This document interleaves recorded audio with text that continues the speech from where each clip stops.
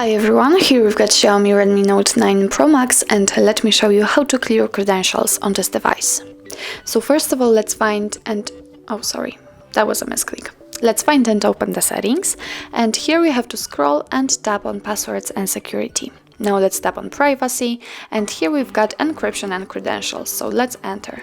As you can see at the very bottom of the list, we've got clear credentials option, so let's tap on it and tap on OK if you're ready. If you've got a pattern or a PIN, then enter to confirm. And as you can see, the credential storage has been erased successfully. So actually that's all. This is how to clear credentials in your Xiaomi Redmi Note 9 Pro Max. Thank you so much for watching. I hope that this video was helpful, and if it was, please hit the subscribe button and leave the thumbs up.